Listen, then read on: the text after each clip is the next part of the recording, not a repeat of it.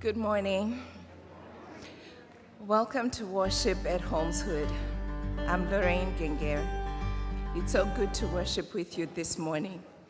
And welcome to those of you who are worshiping in the Terry Brown gathering space just outside the sanctuary. We would love to get to know you. Please use the QR code on the worship bulletin or the screen or a card from the back of the pew to let us know how you prefer to connect with Holmeswood. Excuse me. When you complete this information, $10 will be donated to the Association of Welcoming and Affirming Baptists in your honor. I have a few announcements to share. Join us Wednesday, June 24, from 6:15 to 7:15 p.m. in the Fellowship Hall for the third and final week of the Cultivate speaker series. We will hear from KC City Council member Jonathan Duncan and how he approaches the responsibility of serving Kansas City and making decisions that impact our community. Guided by a commitment to the list of these, Council member Duncan prioritizes the voices of those who often go unheard, such as people who cannot afford attorneys, lobbyists, or powerful advocates. Come hear how faith, justice, and public service intersect in shaping a more compassionate city for everyone. The following Sunday, David will preach on this theme. Listen, learn, ask questions, bring a friend, and be changed. The conversation matters. On Saturday, June 27, Carmen Ramirez will lead a nature walk at the Parkville Nature Sanctuary from 9:30 to 10:45 a.m. We will be encouraged on these walks to observe our natural surroundings and enjoy summer leaves and appreciate the beauty of nature. Everyone is welcome. This Sunday is the second week of our Cultivate series. This morning, may you know you are welcome here in this particular place at 97th and Holmes, in this community with its own unique history and journey and identity. May you know that you, particularly, are welcome here as an individual with your own unique history and journey and identity. Your experiences and questions and hopes are a gift to be shared. As we find a way forward together following the God who loves us, let us worship together.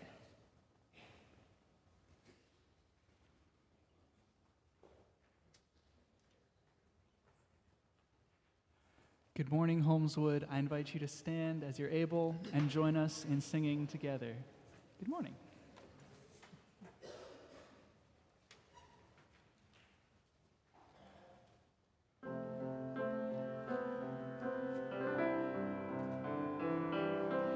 All this pain, I wonder if I'll ever find my way.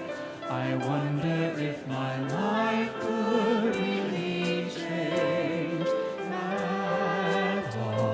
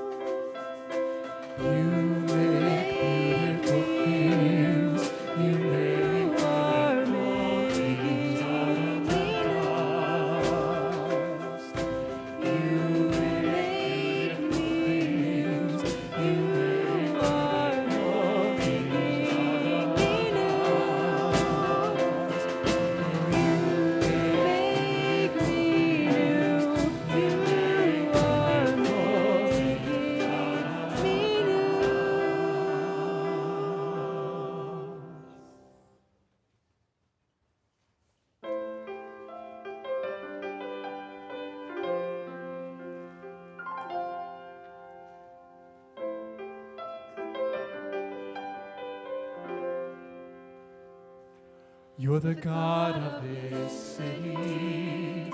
You're the King of these people. You're the Lord of all nations. You are. You're the light in this darkness. You're the hope to the hopeless. You're the peace to the restless. You are. There is no one like our God. There is no one like our God. For greater things have yet to come, and greater things are still to be done in this city.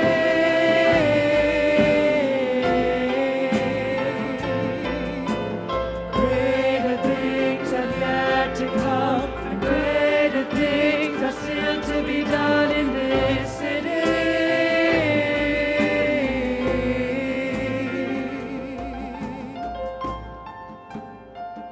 You're the Lord of creation, the creator of all things. You're the King of all kings. You are. You're the strength in the weakness. You're the love to the broken. You're the joy to the sadness. You are. There is no one like our God. There is no one like our God. For greater things have yet to come, and greater things are still to be done in this city.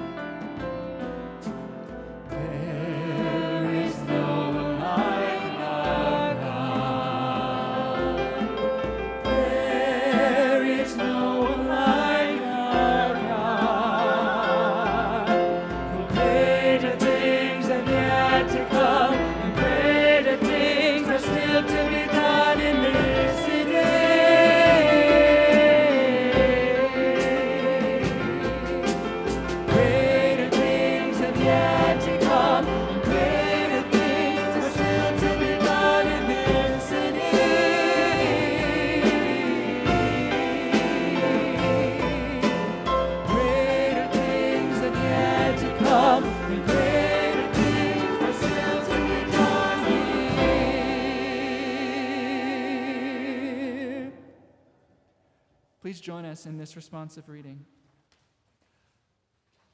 God who has been, Ancient of Days, Creator and Sustainer before recorded history, foundation and trajectory of life flourishing in complexity and beauty, today we remember who you are. We remember you, and we wonder. We wonder at the grandeur of the worlds and at the stories passed down through generations.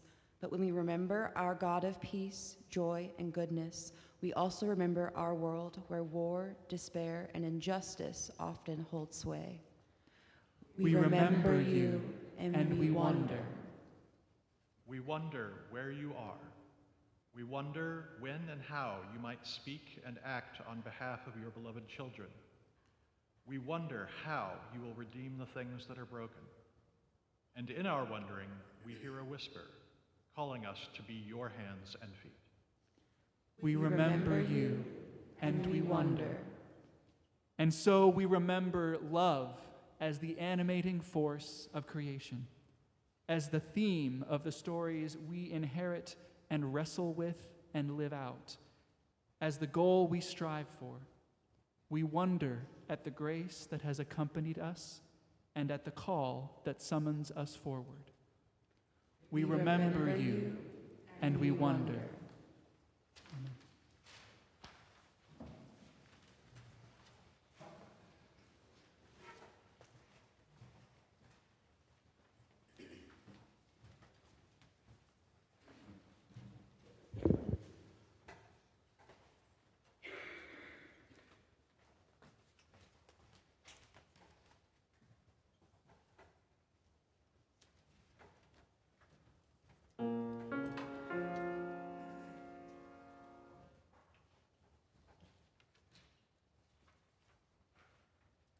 You gotta put one foot in front of the other and lead with love. Put one foot in front of the other and lead with love. You gotta put one foot in front of the other and lead with love. Put one foot in front of the other and lead with love. Don't give up hope. Don't give up hope. You're not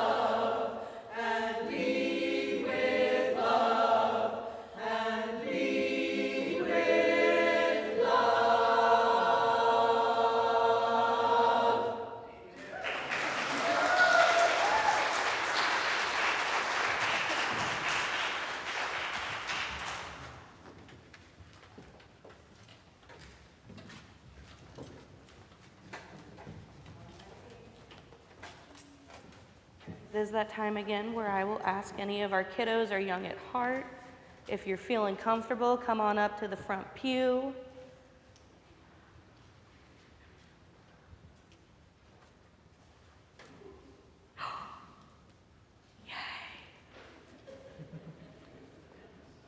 Hey everyone, how are you?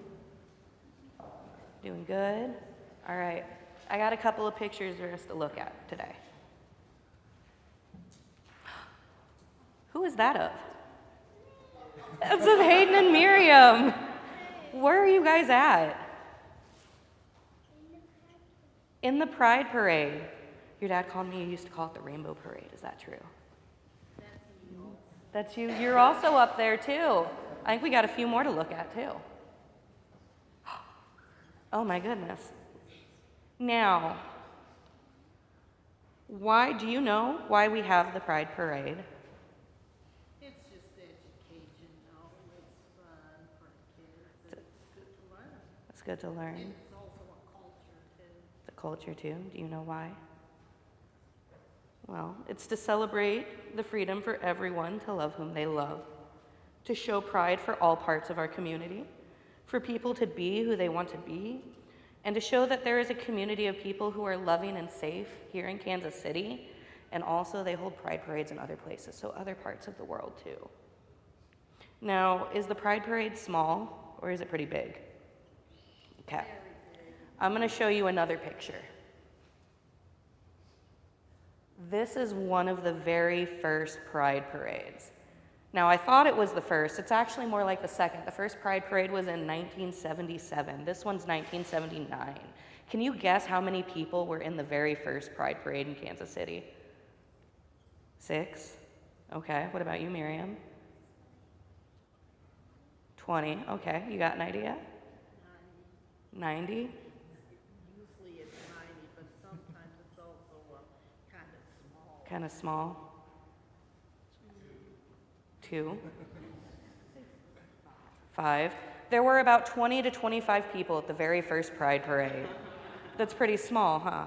Comparatively. Is it that small now? No, it's a pretty big ordeal. Well, today's Bible verse is about being able to look at the past for helping to learn and understand it. It's important to know your history because it helps guide you toward a more inclusive future and a future for everyone. But there's something else. When we look back at history, like if we look back at Moses, we find that God is always there leading us forward. I'd even argue that in the Pride Parades of Kansas City, because there was a time where people weren't accepted for who they loved or who they wanted to be. And so we have a group of people standing up and saying, hey, we are here and we are God's children too. Yeah. So we have a collection of people who are doing the work of Jesus and looking out for people who are treated unfairly. So we acknowledge our past and we pay tribute to the people who fought for freedom and for individuality and for everyone to be who they are and to show the light and love of God. So hold our heads down and pray. Dear God, we thank you for always being there for us. We thank you that you lead us forward and you show us a more inclusive, loving future for all of our siblings. We hope to help lead this forward because our work, although is continuing, is never done. We hope that you be there for us in these moments. In your name we pray, amen.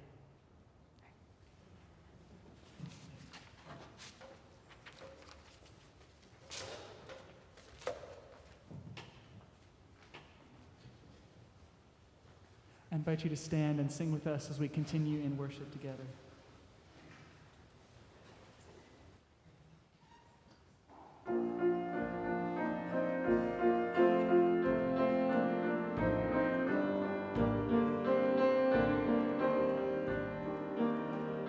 Standing on this mountaintop, looking just how far we've come, knowing that for every step you were with us, kneeling on this holy ground, seeing just how much you've done, knowing every victory is your part in us. Scars and struggles on the way, but with joy our hearts can say, yes, our hearts can say,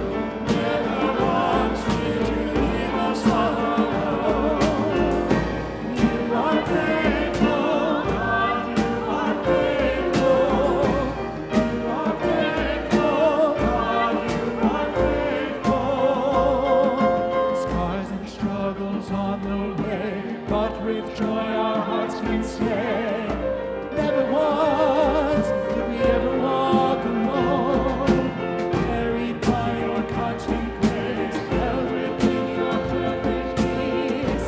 Never once, no, we never walk alone.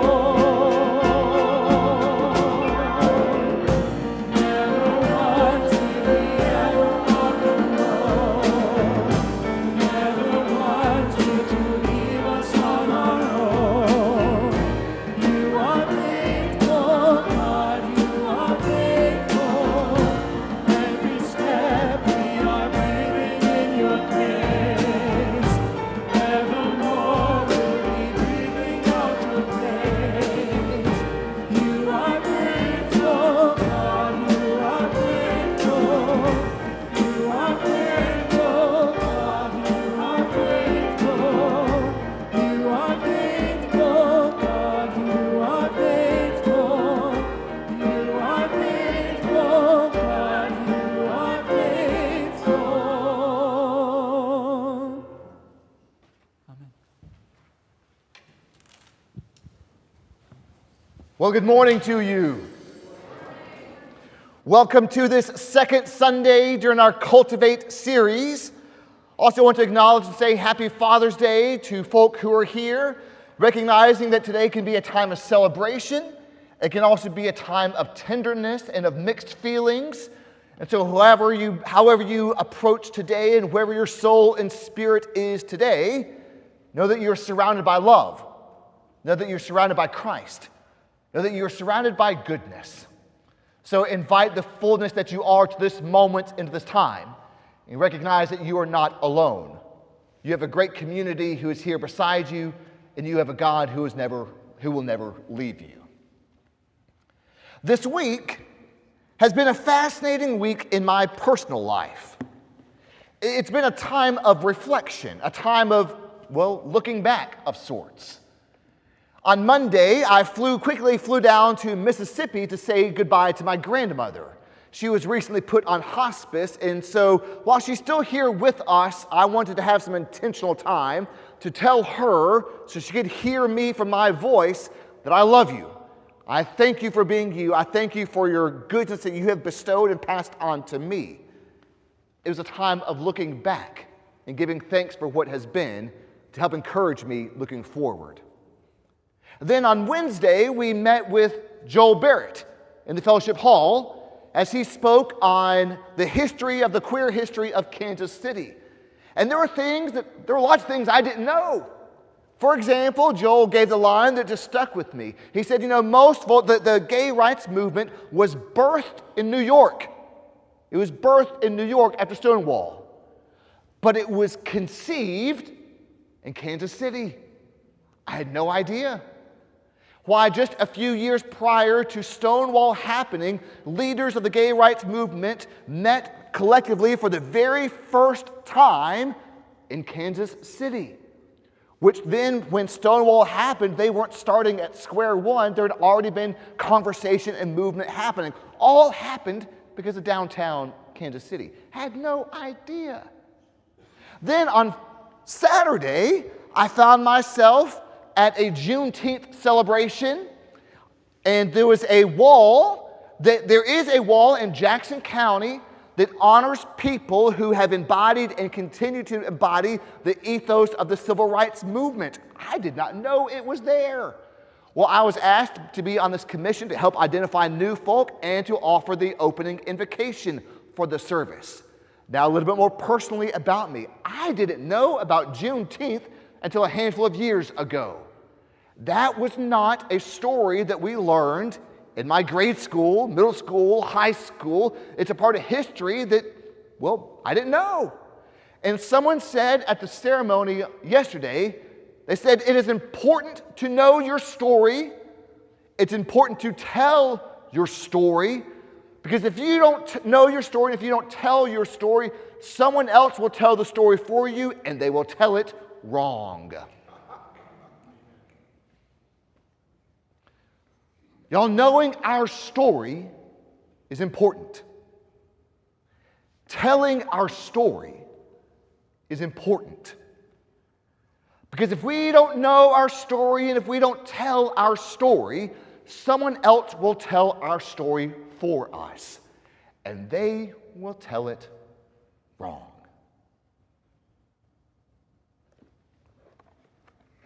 Here are the words of Isaiah. As Isaiah is speaking to the children of Israel as the Babylonian Empire is taking them over and the world is literally crumbling around them. Isaiah 46, 3 through 4, and then 8 through 10. Listen to me, O house of Jacob, all the remnant of the house of Israel, who have been born by me from your birth, carried from the womb. Even to your old age I am he. Even when you turn gray, I will carry you. I have made and I will bear. I will carry and I will save. And skipping to verse 8. Remember this and consider, recall it to mind, you transgressors. Oh my. Remember the former things of old, for I am God and there is no other. I am God and there is no one like me. Declaring the outcome from the beginning and from ancient times things not yet done, saying, my purpose shall stand and I will fulfill my intention.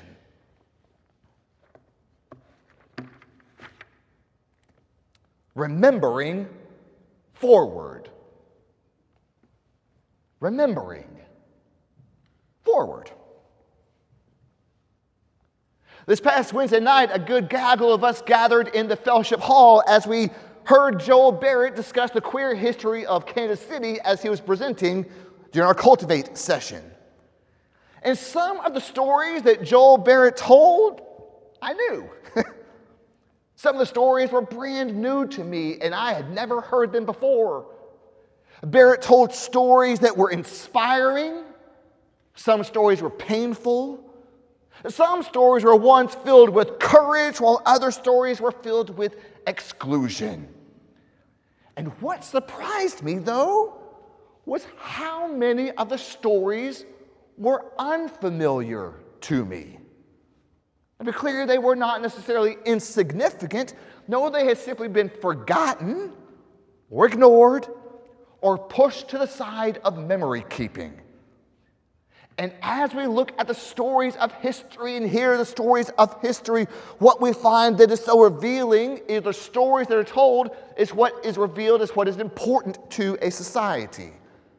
The stories that are preserved are a reflection of what matters most to those people. Conversely, the stories not told, the stories not repeated, reveal who or what has been left out of the conversation, which is Isaiah's point. You see, Israel is living in the midst of a time of uncertainty as the world has started to crumble and fall apart at the hands of the Babylonians.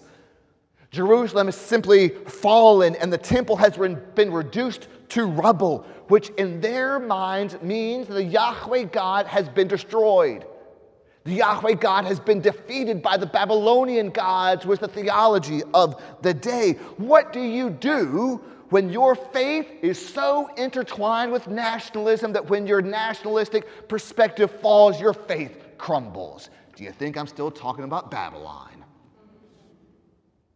It's into all of this uncertainty and hopelessness that God speaks a word to the prophet Isaiah and says, remember. Remember? Remember? That's it, God? That's all you have to say? It's a word? Remember? God, give me a plan. Give me a blueprint of how to move forward. Give me some direction. Tell me what to do, where to go. All you offer is remember. I mean, I understand the hesitancy the children of Israel have with this. It's pure frustration, I suspect they feel. I want an answer, a plan, some type of clarity, and yet God calls them to remember. Maybe.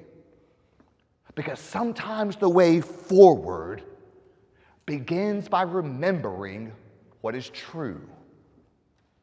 To be clear, though, effective memory tells the truth about the present, and that present powers are not permanent.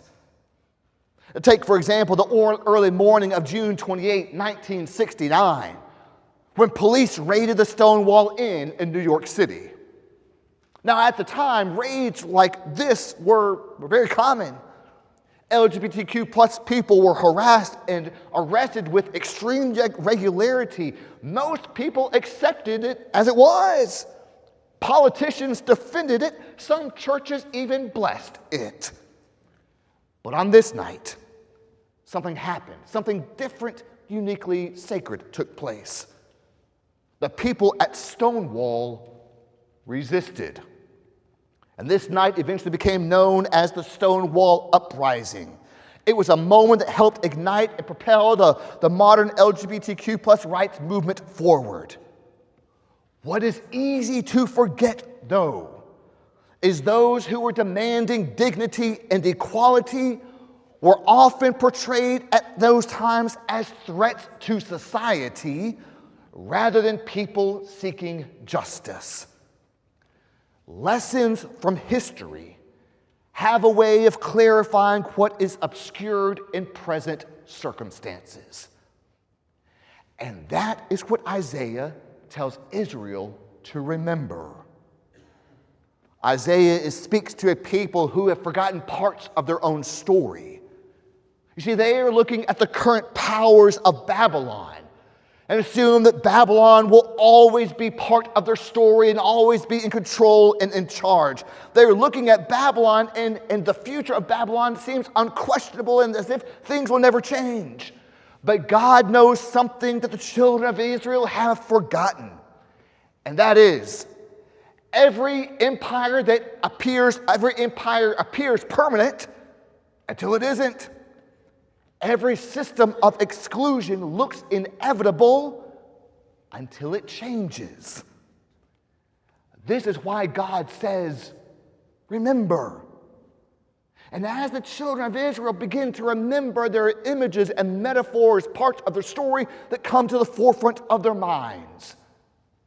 They remember Pharaoh. They remember the wilderness.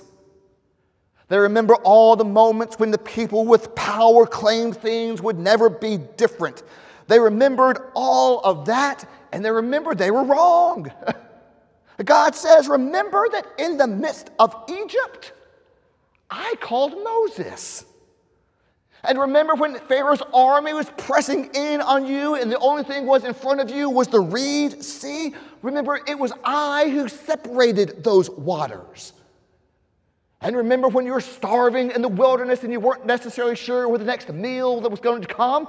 It was I who provided manna to you each and every day. You see, memory exposes the illusion. The present order of things is the only way possible, which then offers a challenge for you and for me today. It seems as if there's a temptation for us today to see the world as it is and assume that it will always remain this way. And yet, when we remember with honesty and integrity, we discover that many of the things we now celebrate once were opposed by religious people who believed they were defending the faith. To be clear, to no one's surprise, the church has not always been on the right side of history. Sometimes we have confused tradition with faithfulness, or we've mistaken certainty for wisdom. And that's why remembering matters. Remembering tells the truth about God's faithfulness, and it tells the truth about our tendency to resist where God is leading. So I use the Stonewall story through two lenses. Sometimes we can remember history as if we were the people in Stonewall who have been excluded. If you have felt excluded, genuinely excluded in your life, let me very pastorally say, God will always provide a way out. God will always lead forward to more life. Let me also provide a pastoral challenge. Sometimes we look at history and it is we who are the police. We are the ones who have run into Stonewall and beat and pushed aside all out of the words of faithfulness. We are empire. And what God is saying is that in our remembering, God is always moving forward to expand the boundary of inclusion. So be aware. Be truthful in your memory so that it can propel you forward into the way of love into the future. So Isaiah calls the people to remember, because memory breaks the spell of the present and reminds us that God's future is always larger than the boundaries that we have learned to accept. But Isaiah doesn't tell Israel to remember so they can simply live in the past. Memory has a way, as a sense of a flavor, of preparation. God says, I'm God, declaring the end from the beginning. In other words, remembering is about finding courage for tomorrow. Because the same God who's been faithful in the past is not finished yet. One of the most significant moments in American life came on March 7th, 1965. Do you remember what happened on that date? There was a march from Selma, Alabama to Montgomery, Alabama. Civil rights activists were marching from Selma to Montgomery to demand voting rights. And yet, when they reached the Edmund Pettus Bridge, they were met there with violence by state and local police. The troopers and deputies were heavily armed with tear gas, clubs, and bullwhips, and they violently assaulted the peaceful crowd. And TV cameras and news stations captured the brutality of it all, and it became known as Bloody Sunday. And at the time, so many people urged the movement to stop. The risks are too high, they said. The opposition is too strong and too fierce. And yet the movement kept moving forward. And they marched because they remembered. They remembered the promises spoken long before they were born. They remembered generations of the ones who have come prior to them. They had persevered before them. They remember that justice always requires someone willing to take the next step before the outcome is known. And because of their remembering, which provided the fuel for their courage to keep moving forward, a few months later, the Voting Rights Act became law. Memory gave birth to courage. And that is Isaiah's point. The God who calls us to remember is the same God who calls us forward into the future. The purpose of remembering the Exodus is so you learn how to trust God when you stand in front of a new sea. The purpose of remembering past movements of justice is now to ask the question, what does faithfulness require of me now? This week, we remembered stories from Kansas City's queer history. We remembered stories of people who refused to disappear. We heard stories of people who built community when they were told that they do not belong. We remembered stories of people who kept showing up, they kept organizing, kept hoping, and kept believing that a more expansive future was possible. And their stories matter because they have something to teach us about the future. And Isaiah understands that. Remembering is about seeing forward. It's about learning to recognize the movement of God across generations. It's about stories that propel us to discover that God's faithfulness did not end yesterday and it will not end tomorrow. So Holmeswood, remember. Remember the times in your life when fear disguised itself as faith. Remember the moments of our church when exclusion was disguised as righteousness. And remember the moments when people were told there was no room for them, only for God to push the boundaries again. And after you honestly remember, move forward. Move forward with honesty.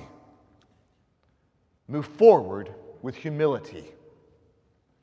Move forward with courage. Because the future of this church will be shaped by those who remember well enough to recognize where God is leading next. To be clear, our future is not shaped by those who cling so tightly to the past. Because God is always ahead of the church. God is always inviting us toward a larger embrace of belonging and love. It's much larger than we could have ever imagined. And for that, I say, thanks be to God.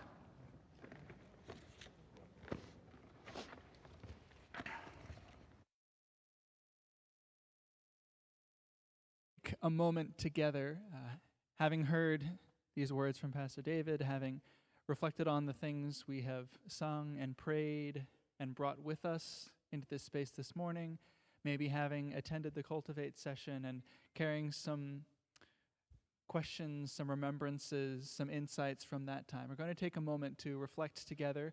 So you will see on the screen several words, and I would invite you, we'll have some music playing for a moment. Take a minute and consider these words. See if one of them draws your attention, sticks out to you, and think a bit about what might that word mean to you in light of the things we are reflecting on together and things that we have learned in relation to things going on in your own life or that you see happening in the world around you. What might one of these words mean to you? And then I'll invite us to turn together, maybe in groups of 3, maybe 4, and to share which word you were drawn to and what that meant to you. So let's take a moment to reflect quietly and think about these words, and then I'll invite us in a moment to share with those nearby us.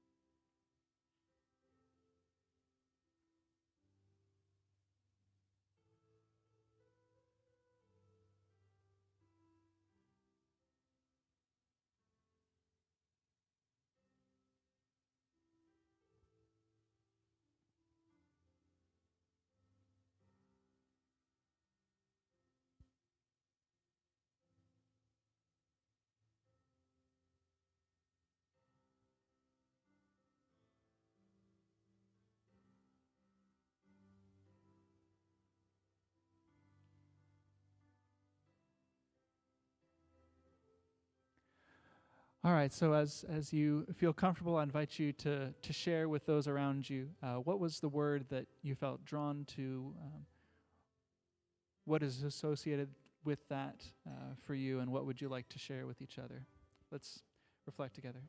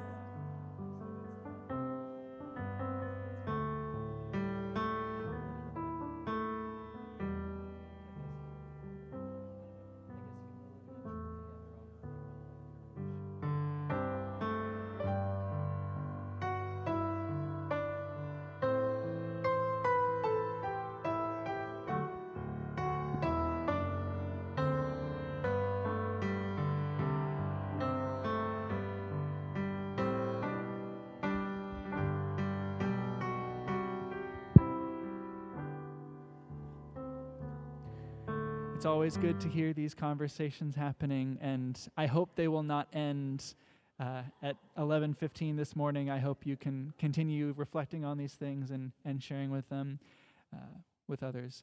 But let's continue together.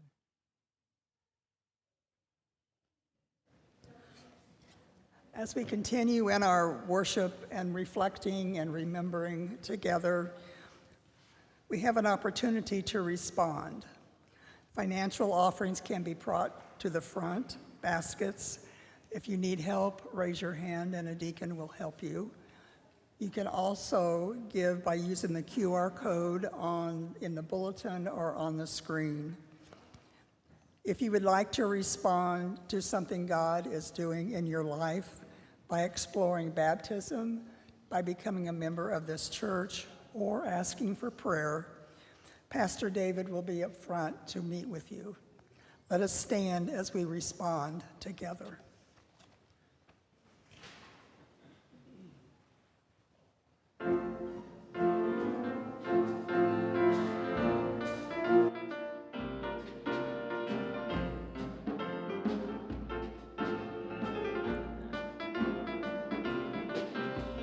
What a fellowship, what a joy dividing on the everlasting heart. What a blessed rest, what a peace is mine on the everlasting heart.